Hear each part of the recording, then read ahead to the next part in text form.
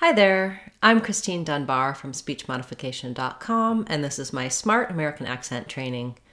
Welcome to our Word of the Day series, where I've been taking your requests for words you'd like help to pronounce in American English.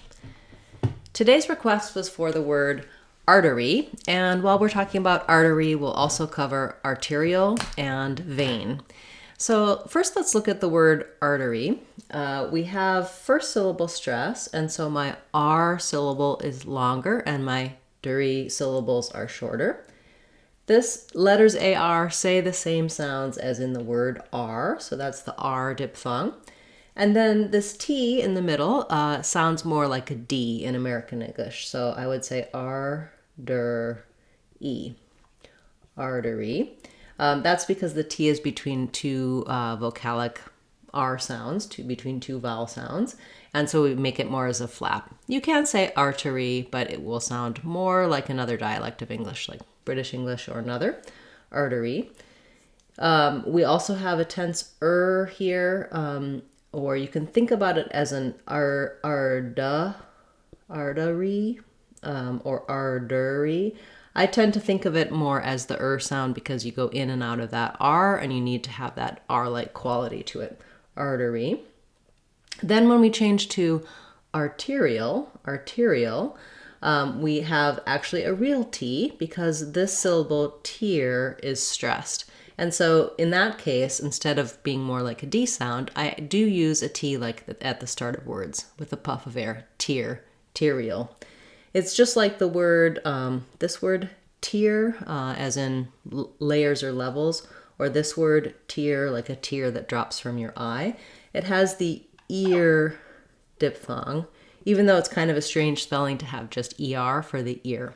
So arterial, again, has my R. This time I'm shorter on that, longer on my tear. And then two syllables, E and O are dark syllabic L with the schwa before it, arterial. So he had an artery. We talked about the arteries, the arterial wall, and then vein. I wrote 3 words for vein here. So we have vein like the body part. We have this vein is the least common, something like a weather vane, and this kind of vein, which is full of oneself. They all have the same pronunciation though, so we can see with the spelling it can be a little unusual. These two follow the rule where the A together with another AI or A plus an E at the end says that tense A sound. That's the other way we often spell it, with AY. And it's the diphthong A, as we can see here. To pronounce this correctly, just make sure that you lengthen A and you tend to relax and close a little as you're saying it. Watch your V sound, that you have your upper teeth and your lower lip together and the sound continues. V. It's just like the F sound with the voice on, V, vein. And then we have the N sound. So fairly straightforward, but as long as we're talking about arteries, we might as well be talking about veins. For both arteries and veins, that we add a Z sound when we make them plural. So once I can say these words by themselves, I do want to practice in some short phrases so that they become more comfortable for me and easier to use in my everyday speech. I modeled that a little bit before, so you can use those examples or create your own short sentences with these words. If you have a request you'd like to see as part of our Word of the Day series, please feel free to leave that in the comments for this video or any of my videos, and I'll add it to the list to cover in an upcoming class. I'll be back again tomorrow with another Word of the Day class, as well as on Friday with our live question and answer class.